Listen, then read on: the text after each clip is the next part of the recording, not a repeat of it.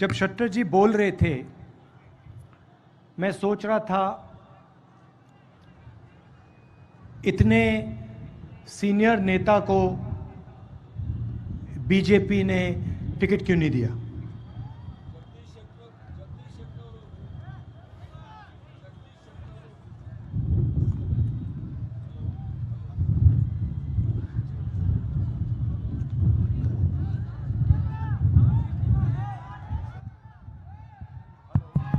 Hello Jagadish Shettar ಅವರು ಮಾತನಾಡುವಾಗ ಹೇಳ್ತಾ ಇದ್ರು, ಅವ್ರು ಮಾತಾಡೋ ಸಂದರ್ಭದಲ್ಲಿ ಮಾತಾಡುವಾಗ ನನಗೆ ಅನಿಸ್ತು ಇಷ್ಟೊಂದು ಭಾರತೀಯ ಜನತಾ ಪಾರ್ಟಿಯಲ್ಲಿ ಇಷ್ಟೊಂದು ದೊಡ್ಡ ಹಿರಿಯ ನಾಯಕರಿಗೆ ಯಾವ ಸ್ಥಿತಿ ಬಂದಿದೆ ಅಂತ ಹೇಳಿ. उन्होंने कहा कि उनकी एज तो नहीं है। ಅವ್ರು ಹೇಳಿದ್ರು ಅವ್ರಿಗೆ ವಯಸ್ಸಿಲ್ಲ ಅಂತ ಹೇಳಿ. उन्होंने कहा कि कर्नाटक में बीजेपी को उन्होंने खड़ा किया। ಅವ್ರು ಹೇಳಿದ್ರು ಭಾರತೀಯ ಜನತಾ ಪಾರ್ಟಿಯನ್ನ ಕರ್ನಾಟಕ ರಾಜ್ಯದಲ್ಲಿ ಕಟ್ಟಬೇಕಾದ್ರೆ ಅವ್ರು ಕಟ್ ನಿಲ್ಲಿಸಿದ್ರು ಅಂತ ಹೇಳಿ. और जब वो बोल रहे थे मैं सुन रहा था कि भाई क्या कारण है कि इनको बीजेपी से निकाल दिया। ಅವ್ರು ಹೇಳುವಾಗ ನಾ ಕೇಳ್ತಾ ಇದ್ದೆ, ಯಾತಕ್ಕೋಸ್ಕರ ಯಾವ ಕಾರಣಕ್ಕೋಸ್ಕರ ಇವರನ್ನ ಭಾರತೀಯ ಜನತಾ ಪಾರ್ಟಿಯಿಂದ ಹೊರಗಡೆ ಕಳಿಸಿದ್ರು ಅಂತ ಹೇಳಿ. और फिर उन्होंने अपने भाषण में जवाब दे दिया। ಅವ್ರದ್ದು ಭಾಷಣದಲ್ಲೇ ಅದಕ್ಕೆ ಅವರು ಉತ್ತರವನ್ನ ಕೊಟ್ಟರು. उन्होंने कहा मेरे बारे में कोई टेप नहीं है, मैंने कोई भ्रष्टाचार नहीं किया। ಅವರು ಭಾಷಣದಲ್ಲಿ ಹೇಳಿದ್ರು, ನನ್ನ ಬಗ್ಗೆ ಯಾವುದೇ ಟೇಪ್ ಇಲ್ಲ, ನನ್ನ ಮೇಲೆ ಯಾವುದೇ ಭ್ರಷ್ಟಾಚಾರದ ಆರೋಪ ಇಲ್ಲ. क्योंकि इन्होंने भ्रष्टाचार नहीं किया इसलिए इनको टिकट नहीं मिला। ಇವರು ಯಾವುದೇ ಭ್ರಷ್ಟಾಚಾರದಲ್ಲಿ ಇವರು ಇರಲಿಲ್ಲ, ಅದಕ್ಕೆ ಇವರಿಗೆ ಟಿಕೆಟ್ ಸಿಗಲಿಲ್ಲ ಭಾರತೀಯ ಜನತಾ ಪಾರ್ಟಿನಲ್ಲಿ. सीधी सी बात। मतलब इन्होंने 40% नहीं खाया, 40% नहीं खाया, बीजेपी में नहीं हो सकते, टिकट नहीं मिल सकता, मंत्री नहीं बन सकते। ನೇರವಾಗಿ ಹೇಳಬೇಕಾದ್ರೆ ಇವರು 40% ಕಮಿಷನ್ ತಗೊಳ್ಳಿಲ್ಲ, ಭ್ರಷ್ಟಾಚಾರ ಮಾಡಲಿಲ್ಲ, ಅದಕ್ಕೆ ಭಾರತೀಯ ಜನತಾ ಪಾರ್ಟಿ ಅವರಿಗೆ ಟಿಕೆಟ್ ಸಿಗಲಿಲ್ಲ.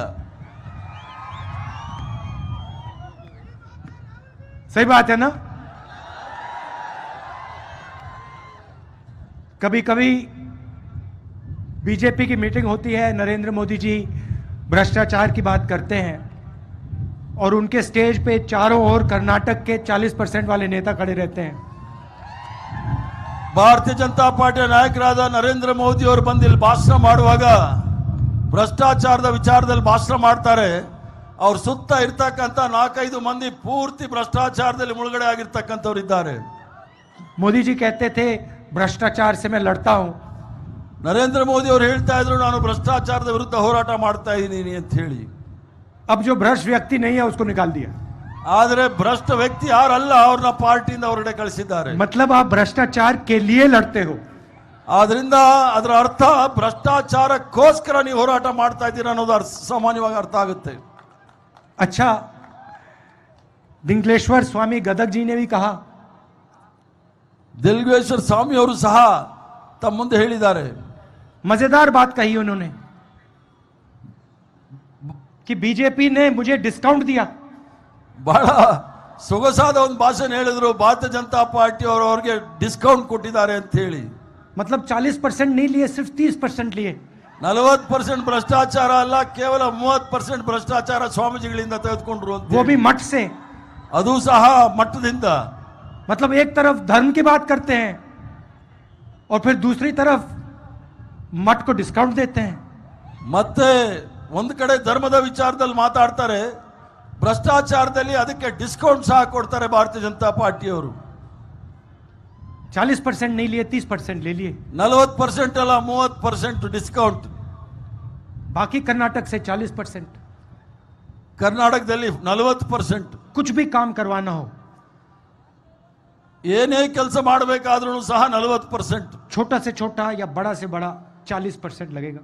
ಸಣ್ಣದ್ರಿಂದ ಸಣ್ಣದು, ದೊಡ್ಡದ್ರಿಂದ ದೊಡ್ಡದು ಯಾವುದೇ ಕೆಲಸ ಆಗ್ಬೇಕಂದ್ರೆ ಸಹ 40% ಭ್ರಷ್ಟಾಚಾರದ ಕಮಿಷನ್ ಕೊಡಬೇಕು ಭಾರತೀಯ ಜನತಾ ಪಾರ್ಟಿ ಅವರಿಗೆ. कॉन्ट्रैक्टर एसोसिएशन नरेंद्र मोदी जी को चिट्ठी लिखता है, कहता है प्रधानमंत्री जी, कर्नाटक में बीजेपी की सरकार 40% कमीशन लेती है। ಕರ್ನಾಟಕ ಪ್ರದೇಶದ ಕಾಂಟ್ರಾಕ್ಟ್ ಅಸೋಸಿಯೇಷನ್ ಅವರು ನರೇಂದ್ರ ಮೋದಿ ಅವರಿಗೆ ಒಂದು ಪತ್ರವನ್ನು ಬರೀತಾರೆ. ಭಾರತೀಯ ಜನತಾ ಪಾರ್ಟಿಯ ಸರ್ಕಾರದವರು ನಮ್ಮಲ್ಲಿ 40% ಕಮಿಷನ್ ಕೇಳ್ತಾ ಇದ್ದಾರೆ ಅಂತ ಹೇಳಿ. आज तक चिट्ठी रिसीव ही नहीं की. ಇವತ್ತಿನವರೆಗೂ ಸಹ ಆ ಚಿಟ್ಟ ಪತ್ರವನ್ನು ತೆಗೆದುಕೊಳ್ಳಕ್ ಆಗ್ತಾ ಇಲ್ಲ ಅವ್ರ ಕೈಯಲ್ಲಿ. जवाब छोड़ो, रिसीव ही नहीं की. ಉತ್ತರ ಕೊಡೋ ಪ್ರಶ್ನೆ ಇರಲಿ, ಅದನ್ನ ತೆಗೆದುಕೊಳ್ಳೋ ಸೌಜನ್ಯವನ್ನು ಸಹ ತೋರಿಸಿಲ್ಲ. मैसोर सैंडल सोप कॉर्पोरेशन में एमएलए का बेटा 8 करोड़ रुपए कैश लिए पकड़ा जाता है. ಮೈಸೂರು ಸ್ಯಾಂಡಲ್ ಸೋಪ್ ಕಾರ್ಖಾನೆಯ ಆ ಚೇರ್ಮನ್ರ ಮಗ 8 ಕೋಟಿ ರೂಪಾಯಿ ಭ್ರಷ್ಟಾಚಾರದಲ್ಲಿ ಅವರು ಸಿಕ್ಕಾಕೊಂಡಿದ್ದಾರೆ. पुलिस सब इंस्पेक्टर स्कैम में 80 लाख रुपए की ब्राइब होती है. ಸಬ್ ಇನ್ಸ್ಪೆಕ್ಟರ್ ನೇಮಕಾತಿಯಲ್ಲಿ 80 ಲಕ್ಷ ರೂಪಾಯಿ ಭ್ರಷ್ಟಾಚಾರ. असिस्टेंट प्रोफेसर के लिए पैसा लिया जाता है, स्कैम होता है. ಅಸಿಸ್ಟೆಂಟ್ ಪ್ರೊಫೆಸರ್, ಉಪ ಪ್ರೊಫೆಸರ್ಗಳನ್ನ ನೇಮಕಾತಿಯಲ್ಲೂ ಸಹ ಪೂರ್ಣವಾಗಿ ಭ್ರಷ್ಟಾಚಾರ ಆಗಿದೆ. असिस्टेंट इंजीनियर जॉब स्कैम होता है. ಅಸಿಸ್ಟೆಂಟ್ ಇಂಜಿನಿಯರ್ ಅಲ್ಲೂ ಸಹ ಉದ್ಯೋಗದಲ್ಲಿ ಭ್ರಷ್ಟಾಚಾರ ನಡೆದಿದೆ. मतलब जहां भी देखो बीजेपी के लोग 40% लेते हैं. ಎಲ್ಲೇ ನೋಡಿದ್ರು ಸಹ ಭಾರತೀಯ ಜನತಾ ಪಾರ್ಟಿಯವರು 40% ಕಮಿಷನ್ ತೆಗೆದುಕೊಳ್ತಾ ಇದ್ದಾರೆ. इन्होंने सरकार बनाई, पिछली सरकार, ये भी इनकी नहीं थी. ಹಿಂದೆ ಸರ್ಕಾರ ಮಾಡಿದ್ದಂತ ಸರ್ಕಾರವೂ ಸಹ ಇವರ ಸರ್ಕಾರ ಅಲ್ಲ. ये भी चोरी की सरकार थी. ಇದು ಸಹ ಕಳ್ಳತನದಿಂದ ಮಾಡಿದಂತ ಸರ್ಕಾರ. मतलब वोट किसी और को दिया, पैसा देके खरीद लिया, सरकार बना दी. ಜನಸಾಮಾನ್ಯರು ವೋಟ್ ಬೇರೆಯವ್ರಿಗೆ ಕೊಟ್ಟರು, ಆದ್ರೆ ಹಣ ಕೊಟ್ಟು MLA-ಗಳನ್ನ ಖರೀದಿ ಮಾಡಿ ಸರ್ಕಾರ ಮಾಡಿರ್ತಕ್ಕಂಥ ಬಿಜೆಪಿ. अच्छा, इनका एमएलए कहता है, बीजेपी का एमएलए कहता है कि 2500 करोड़ रुपए में बीजेपी का सीएम पोस्ट खरीदा जा सकता है. ಇವರ ಹಿರಿಯ ನಾಯಕ, ಭಾರತೀಯ ಜನತಾ ಪಾರ್ಟಿ ಹಿರಿಯ ನಾಯಕ ಹೇಳ್ತಾರೆ, ಭಾರತೀಯ ಜನತಾ ಪಾರ್ಟಿಯಲ್ಲಿ ಮುಖ್ಯಮಂತ್ರಿ ಆಗಬೇಕಂದ್ರೆ 2,500 ಕೋಟಿನಲ್ಲಿ ಖರೀದಿ ಮಾಡಬಹುದು. मतलब आपके भविष्य की कीमत बीजेपी के मुताबिक 2500 करोड़ रुपए. ಅದರ ಅರ್ಥ ನಿಮ್ಮ ಭವಿಷ್ಯವನ್ನ ನಿರ್ಧಾರ ಮಾಡತಕ್ಕಂಥದ್ದು ಭಾರತೀಯ ಜನತಾ ಪಾರ್ಟಿಯ 2,500 ಕೋಟಿಯಲ್ಲಿ ಮುಖ್ಯಮಂತ್ರಿ ಆಗ್ತಕ್ಕಂಥವ್ರು. इनको ये 40 नंबर अच्छा लगता है. ಇವರಿಗೆ 40 ಸಂಖ್ಯೆ ಬಹಳ ಸಂತೋಷ ಉಂಟು ಮಾಡುತ್ತೆ. इस बार 40 सीटें दे देना इनको. ಇದಕ್ಕೆ ಈ ಬಾರಿ ಅವ್ರಿಗೆ 40 ಸೀಟ್ಗಳನ್ನ ಕೊಡಿ. और बात करेंगे बसवना जी की. ಮಾತನಾಡೋ ಸಂದರ್ಭದಲ್ಲಿ ಬಸವಣ್ಣನವರ ಮಾತಾಡ್ತಾರೆ. उनकी मूर्ति के सामने जाके हाथ जोड़ेंगे ಬಸವಣ್ಣವರ ಮೂರ್ತಿಯ ಮುಂದೆ ಸಾಷ್ಟಾಂಗ ನಮಸ್ಕಾರ ಮಾಡ್ತಾರೆ. और पूरे देश में नफरत फैलाएंगे. ಪೂರಾ ದೇಶದಲ್ಲಿ, ಇಡೀ ಭಾರತ ದೇಶದಲ್ಲಿ ದ್ವೇಷವನ್ನು ಹರಡ್ತಕ್ಕಂಥ ಕೆಲಸ ಮಾಡ್ತಾರೆ. एक धर्म को दूसरे धर्म से लड़ाएंगे, एक जात को दूसरी जात से लड़ाएंगे.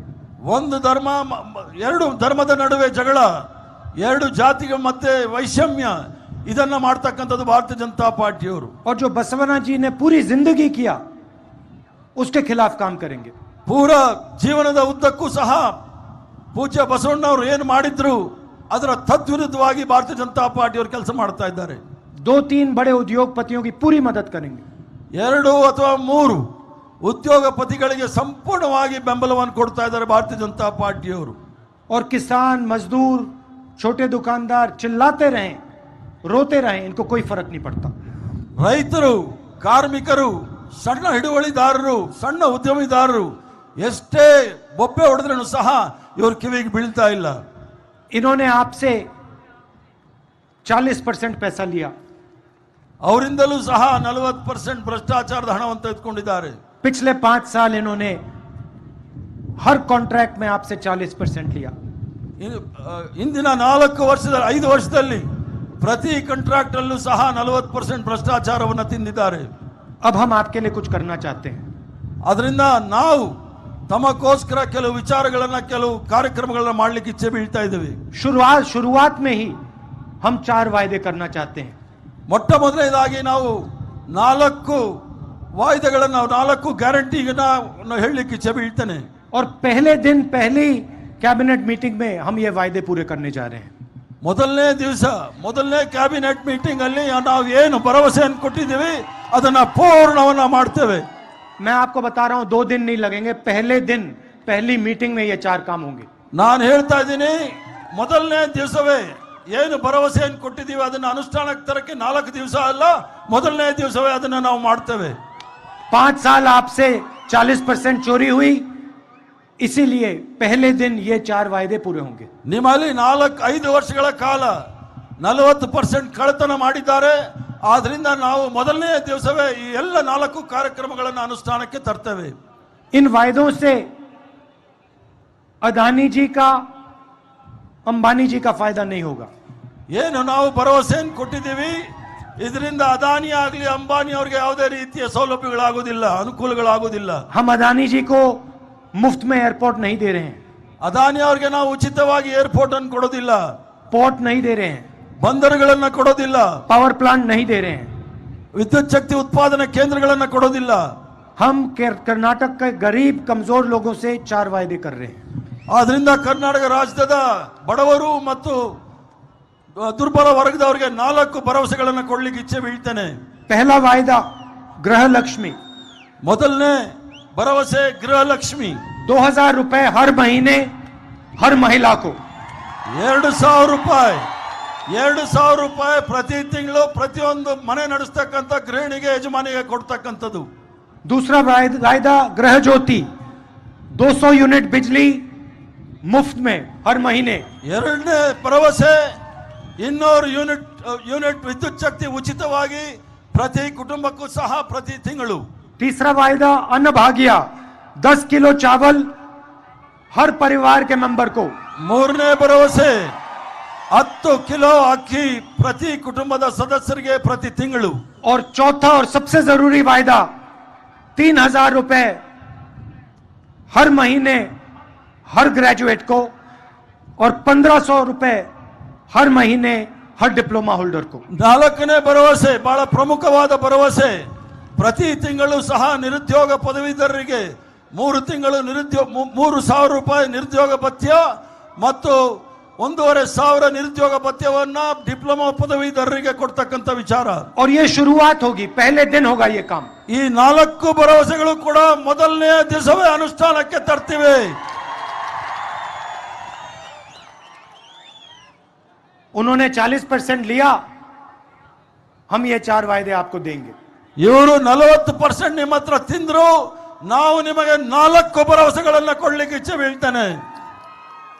एक और बात, प्रधानमंत्री जी ने ओबीसी की बात की।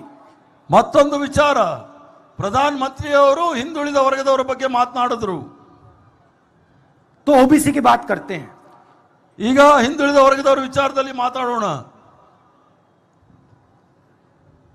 अगर हमें देश में सबको भागीदारी देनी है, सबको शामिल करना है, तो हमें पता लगाना पड़ेगा किसकी आबादी कितनी है। ಈ ಪ್ರಜಾಪ್ರಭುತ್ವದ ರಾಷ್ಟ್ರದಲ್ಲಿ ಎಲ್ಲರಿಗೂ ಸಹ ಮುಖ್ಯಧಾರೆಯಲ್ಲಿ ಬಂದು ರಾಷ್ಟ್ರದ ಭಾಗ ಸಿಗಬೇಕಾದ್ರೆ ಯಾವ ಯಾವ ವರ್ಗದವರು ಎಷ್ಟಿದ್ದಾರೆ ಅನ್ನೋದು ನಮಗೆ ಗೊತ್ತಾಗಬೇಕಾಗಿದೆ। जैसे कभी आपके पैर में चोट लगे तो आप डॉक्टर के पास जाते हो और एक्सरे कराते हो। ಯಾವ ರೀತಿ ನಿಮ್ಮ ಕಾಲಿಗೆ ನೋವಾದ್ರೆ ಗಾಯ ಆದ್ರೆ ಡಾಕ್ಟರ್ ಹತ್ರ ಹೋಗಿ ಎಕ್ಸ್ರೇ ಮಾಡಿ ಅದನ್ನ ನೀವು ಪರೀಕ್ಷೆ ಮಾಡಿಸ್ಕೊಳ್ತೀರಾ, ಆ ರೀತಿ एक्सरे से पता लग जाता है कि प्रॉब्लम क्या है। ಎಕ್ಸ್ರೇ ಮಾಡಿದ ನಂತರ ನಿಮ್ಮ ಸಮಸ್ಯೆ ಏನು ಅಂತ ಹೇಳಿ ಗೊತ್ತಾಗುತ್ತೆ। जब यूपीए की सरकार थी, हमने कास्ट सेंसस करवाया था। ಯುಪಿಎ ಸರ್ಕಾರ ಇದ್ದಾಗ ನಾವು ಜಾತಿ ಜನಗಣತಿಯನ್ನ ಮಾಡಿಸಿದ್ವಿ। सेंसस में हर जात के बारे में सवाल पूछा गया था। ಆ ಜನಗಣತಿಯಲ್ಲಿ ಎಲ್ಲ ಜಾತಿಯ ವಿಚಾರವನ್ನು ಸಹ ನಾವು ಪ್ರಶ್ನೆಗಳನ್ನು ಕೇಳಿದ್ವಿ। सेंसस के डेटा में है किसकी कितनी आबादी है, ओबीसी कितने हैं, दलित कितने हैं, आदिवासी कितने हैं, जनरल कितने हैं, माइनॉरिटी कितने हैं। ಆ ಜನಗಣತಿಯಲ್ಲಿ ಅಂಕಿಅಂಶಗಳನ್ನು ನೋಡಿದಾಗ ಯಾವ ಮೇಲ್ವರ್ಗದವರು, ಹಿಂದುಳಿದ ವರ್ಗದವರು, ಅಲ್ಪಸಂಖ್ಯಾತರು, ದಲಿತರು, ಆದಿವಾಸಿಗಳು ಎಷ್ಟಿದ್ದಾರೆ ಅಂತ ಹೇಳಿ ಬಹಳ ಸ್ಪಷ್ಟವಾಗಿ ಆ ಜನಗಣತಿಯಲ್ಲಿ ನಮಗೆ ಅಂಕಿಅಂಶಗಳು ಸಿಗುತ್ತೆ। उस एक्सरे को प्रधानमंत्री पब्लिक क्यों नहीं करते? ಆ ಒಂದು ಎಕ್ಸ್ರೇ ಅಂತ ನಾವೇನ್ ಹೇಳ್ತೀವಿ ಅದನ್ನ ಯಾಕೆ ಸಾರ್ವಜನಿಕರವಾಗಿ ಬಹಿರಂಗಗೊಳಿಸ್ತಾ ಇಲ್ಲ ಪ್ರಧಾನಮಂತ್ರಿ? हिंदुस्तान की जात की सच्चाई देश को क्यों नहीं बताते?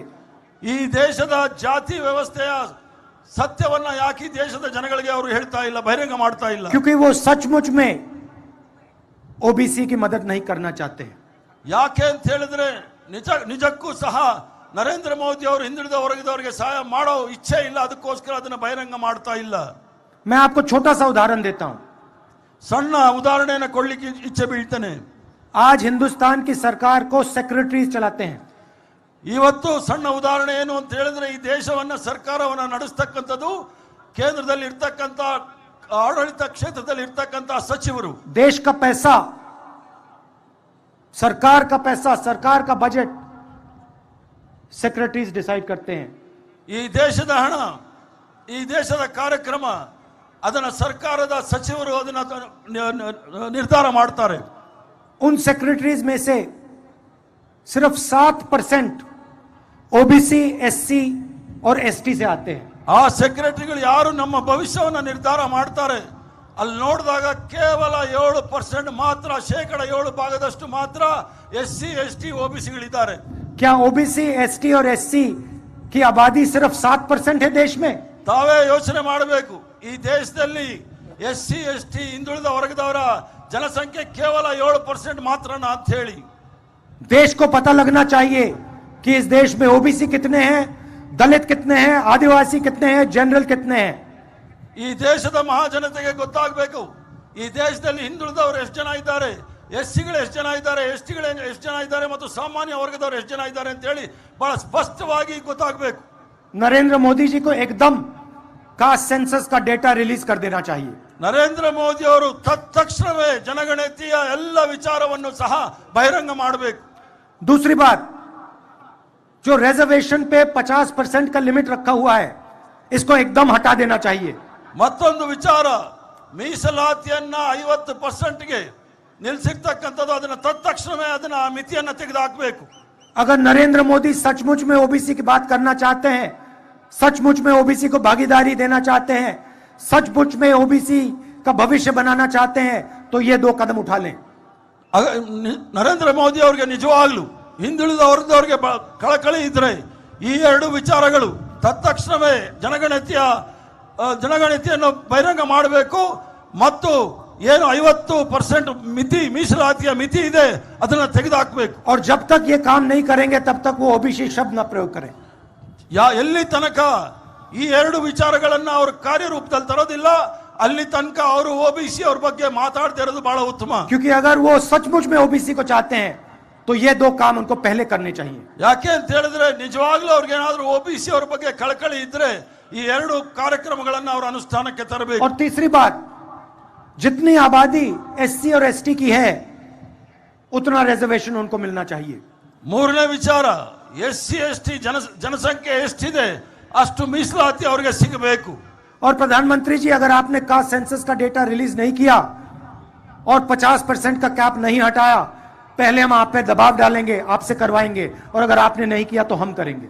ಪ್ರಧಾನಮಂತ್ರಿ ಅವರೇ, ನೀವು ಜನಗಣತಿಯ ಅಂಕಿ ಅಂಶಗಳನ್ನು ಬಹಿರಂಗ ಮಾಡದೇ ಇದ್ರೆ ಮತ್ತು 50% ಮೀಸಲಾತಿಯ ಮಿತಿಯನ್ನು ತೆಗೆದುಹಾಕಲಿಲ್ಲ ಅಂದ್ರೆ ನಾವು ನಿಮ್ಮ ಮೇಲೆ ಸಂಪೂರ್ಣವಾಗಿ ಒತ್ತಡ ಹಾಕ್ತೀವಿ ಅಂತ ಹೇಳಲಿಕ್ಕೆ ಇಚ್ಛೆ ಬೀಳ್ತೇನೆ. आखिरी बात मैं किसानों की करना चाहता हूं। ಕಡೆಗೆ ನಾನು ಕೃಷಿ ರೈತರ ಬಗ್ಗೆ ಕೆಲವು ವಿಚಾರಗಳನ್ನು ಹೇಳಲಿಕ್ಕೆ ಇಚ್ಛೆ ಬೀಳ್ತೇನೆ. आप याद कीजिए, जब यूपीए की सरकार थी हमने आपका कर्जा माफ किया था। ತಾವು ಜ್ಞಾಪಿಸ್ಕೊಳ್ಳಿ, ಯುಪಿಎ ಸರ್ಕಾರ ಇದ್ದಾಗ ತಮ್ಮ ಸಾಲವನ್ನ ಮನಾ ಮಾಡಿದ್ವಿ. 72,000 करोड़ रुपए किसानों का माफ किया था। 72,000 ರೈತರ ಸಾಲ ಮನಾ ಮಾಡಿರ್ತಕ್ಕಂಥದ್ದು ಯುಪಿಎ ಸರ್ಕಾರ. पेट्रोल का दाम 60 रुपए हुआ करता था। ಪೆಟ್ರೋಲ್ ಬೆಲೆ 70 ರೂಪಾಯಿ ಇತ್ತು ಆ ಕಾಲದಲ್ಲಿ. गैस सिलेंडर 400 रुपए का था। ಗ್ಯಾಸ್ ಸಿಲಿಂಡರ್ 400 ರೂಪಾಯಿ ಇತ್ತು, 400 ರೂಪಾಯಿ ಇತ್ತು. आप पर टैक्स नहीं लगता था। ಅದರ ಮೇಲೆ ಟ್ಯಾಕ್ಸ್ ಹಾಕ್ತಾ ಇರಲಿಲ್ಲ, ನಿಮ್ಮ ಮೇಲೆ ಟ್ಯಾಕ್ಸ್ ಹಾಕ್ತಾ ಇರಲಿಲ್ಲ. हम फर्टिलाइजर सब्सिडी देते थे। ನಾವು ಫರ್ಟಿಲೈಸರ್ಗೆ ಸಬ್ಸಿಡಿ ಕೊಡ್ತಾ ಇದ್ವಿ. आज आप पे ऊपर जीएसटी लगता है। ಆ ವಿಚಾರದಲ್ಲಿ ಜಿಎಸ್ಟಿ ನಿಮ್ಮ ಮೇಲೆ ಏರ್ತಾ ಇದ್ದಾರೆ. 100 रुपए का पेट्रोल हो गया, 100 ರೂಪಾಯಿ ಪೆಟ್ರೋಲ್, 1000 रुपए का सिलेंडर हो गया, 1,000 ರೂಪಾಯಿ ಸಿಲಿಂಡರ್. और पूरा का पूरा फायदा 2-3 उद्योगपतियों को जाता है। ಇದರ ಲಾಭ 2-3 ಉದ್ಯೋಗಪತಿಗಳಿಗೆ ಎಲ್ಲ ಲಾಭವೂ ಸಹ ಹೋಗ್ತಾ ಇದೆ. शुगर केन के किसानों को सही दाम नहीं मिलता। ಕಬ್ಬಿನ ಬೆಳೆಗೆ ಸರಿಯಾದ ಬೆಲೆ ಸಿಗ್ತಾ ಇಲ್ಲ ರೈತರಿಗೆ। आज मैंने किसानों से बात की ಇವತ್ತು ನಾನು ರೈತರ ಜೊತೆಗೂ ಮಾತನಾಡಿದೆ और उनको आश्वासन दिया कि हम उनको सही दाम दिलवाएंगे शुगर केन के लिए। ಅವ್ರಿಗೆ ನಾನು ಭರವಸೆ ಕೊಟ್ಟಿದ್ದೀನಿ, ಕಬ್ಬಿನ ಬೆಳೆಗೆ ಸರಿಯಾದ ಬೆಲೆಯನ್ನು ನಾನು ಕೊಡಿಸ್ತೀನಿ ಅಂತ ಹೇಳಿ। एग्रो इंडस्ट्री को प्रमोट करेंगे। ಅದಲ್ಲದೆ ಕೃಷಿ ಉದ್ಯೋಗಕ್ಕೂ ಸಹ ನಾವು ಹೆಚ್ಚಿನ ಆದ್ಯತೆಯನ್ನು ಕೊಡ್ತೇವೆ। सीएम ने मैंगो पल्प यूनिट की बात की थी, कुछ किया नहीं। ಮುಖ್ಯಮಂತ್ರಿಗಳು ಮಾವಿನ ಹಣ್ಣಿನ ಕಾರ್ಖಾನೆ ಮಾವಿನ ಹಣ್ಣಿನ ಪಲ್ಪ್ನ ಕಾರ್ಖಾನೆ ಮಾಡ್ತೀವಿ ಅಂತ ಹೇಳಿದ್ರೆ ಅದ್ರ ಬಗ್ಗೆ ಏನು ಮಾಡಲಿಲ್ಲ। हम ये काम करके दिखाएंगे। ಆ ಕೆಲಸವನ್ನು ನಾವು ಮಾಡಿ ತೋರಿಸ್ತೇವೆ। आखिरी बात, जब नरेंद्र मोदी प्रधानमंत्री बने थे उन्होंने कहा था 2 करोड़ युवाओं को हर साल रोजगार दूंगा। ಕಡೆಗೆ ಹೇಳಬೇಕಾದ್ರೆ ನರೇಂದ್ರ ಮೋದಿ ಅವರು ಪ್ರಧಾನಮಂತ್ರಿ ಆದಾಗ ಪ್ರತಿ ವರ್ಷ 2 ಕೋಟಿ ಉದ್ಯೋಗಗಳನ್ನು ನಮ್ಮ ಯುವಕರಿಗೆ ಕೊಡ್ತೀನಿ ಅಂತ ಹೇಳಿ ಭರವಸೆ ಕೊಟ್ಟಿದ್ರು। 40 साल में सबसे ज्यादा बेरोजगारी हिंदुस्तान में आज है। ಈಗ 40 ವರ್ಷದಲ್ಲಿ ಅತಿ ಹೆಚ್ಚಿನ ನಿರುದ್ಯೋಗಗಳಿದ್ರೆ ಈ ಪರಿಸ್ಥಿತಿಯಲ್ಲಿ ನಾವು ನೋಡಬೇಕಾಗಿದೆ। सरकारी कंपनी एक के बाद एक प्राइवेटाइज की जा रही है। ಸರ್ಕಾರಿ ಕಂಪನಿಗಳು ಒಂದಾದ ನಂತರ ಮತ್ತೊಂದು ಎಲ್ಲವೂ ಸಹ ಖಾಸಗೀಕರಣ ಮಾಡ್ತಾ ಇದ್ದಾರೆ। सरकारी रोजगार कम किया जा रहा है। ಸರ್ಕಾರದಲ್ಲಿದ್ದಾಗ ಉದ್ಯೋಗಗಳನ್ನ ಕಮ್ಮಿ ಮಾಡ್ತಾ ಇದ್ದಾರೆ। हेल्थ केयर में और शिक्षा में सरकार को इंस्टीट्यूशंस बनाने चाहिए। ಆರೋಗ್ಯ ಮತ್ತು ಶಿಕ್ಷಣ ಕ್ಷೇತ್ರದಲ್ಲಿ ಸಂಘ ಸಂಸ್ಥೆಗಳನ್ನು ಸರ್ಕಾರದವರು वो ಮಾಡಬೇಕು। सारा का सारा प्राइवेटाइज हो रहा है। ಎಲ್ಲವೂ ಸಹ ಖಾಸಗೀಕರಣ ಮಾಡ್ತಾ ಇದ್ದಾರೆ। ऐसा हिंदुस्तान हमें नहीं चाहिए। ಈ ರೀತಿಯ ಭಾರತ ದೇಶ ನಮಗೆ ಬೇಕಾಗಿಲ್ಲ। बेरोजगार हिंदुस्तान हमें नहीं चाहिए। ನಮಗೆ ನಿರುದ್ಯೋಗ ಭಾರತ ದೇಶ ನಮಗೆ ಬೇಕಾಗಿಲ್ಲ। गरीब हिंदुस्तान हमें नहीं चाहिए। ಬಡವರು ಇರ್ತಕ್ಕಂಥ ಭಾರತ ದೇಶ ನಮಗೆ ಬೇಕಾಗಿಲ್ಲ। न्याय चाहिए हमें, ನಮಗೆ ನ್ಯಾಯ ಬೇಕು। और यही कर्नाटक की सरकार करने जा रही है।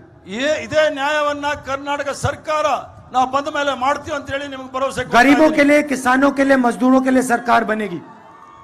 ನಾವು ಸರ್ಕಾರ ಮಾಡುವಾಗ ಅದು ಬಡವರಿಗೆ, ರೈತರಿಗೆ ಮತ್ತು ಕಾರ್ಮಿಕರಿಗೆ ಸರ್ಕಾರ ಮಾಡ್ತೇವೆ। और इन्होंने जो 40% भ्रष्टाचार किया है उसको हम भूलेंगे नहीं। ಇದು 40% ಭ್ರಷ್ಟಾಚಾರ ಏನ್ ಮಾಡಿದ್ದಾರೆ ಅದನ್ನ ನಾವು ಯಾವತ್ತೂ ಸಹ ಮರೆಯೋದಿಲ್ಲ। आप सब आए, दूर दूर से मेरी बात सुनने आए, इसके लिए मैं आपको दिल से धन्यवाद करता हूं। ದೂರದಿಂದ ಬಂದಿದ್ದೀರಿ, ನಾನು ಮನಪೂರ್ವಕವಾಗಿ ನಿಮ್ಗೆಲ್ಲರಿಗೂ ಸಹ ಧನ್ಯವಾದ ಹೇಳಲಿಕ್ಕೆ ಇಚ್ಛೆ ಬೀಳ್ತೇನೆ। कांग्रेस पार्टी को कम से कम 150 सीटें देनी है। ಕಾಂಗ್ರೆಸ್ ಪಕ್ಷಕ್ಕೆ ಕನಿಷ್ಠ 150 ಸೀಟ್ಗಳನ್ನು ತಾವು ಕೊಡಬೇಕು। नहीं तो फिर से ये आपसे जो इन्होंने पैसा चोरी किया है उससे ये सरकार को खरीदने की कोशिश करेंगे। ನೀವು 150 ಸೀಟ್ಗಳನ್ನ ಕೊಡ್ಲಿಲ್ಲ ಅಂದ್ರೆ ಏನು 40% ಭ್ರಷ್ಟಾಚಾರದಲ್ಲಿ ಹಣ ಮಾಡಿದ್ದಾರೆ, ಎಂಎಲ್ಎಗಳನ್ನ ಕದಿಲಿಕ್ಕೆ ಶುರು ಮಾಡ್ತಾರೆ ಇವರು। और इनको 40 सीट से ज्यादा मत दे देना। ಇವರಿಗೆ 40 ಸೀಟ್ಗಳನ್ನ ಜಾಸ್ತಿ ಅವರಿಗೆ ಕೊಡಬೇಡಿ। आप सबका बहुत बहुत धन्यवाद। नमस्कार। ನಮ್ಗೆಲ್ರಿಗೂ ಸಹ ಧನ್ಯವಾದ, ನಮಸ್ಕಾರ।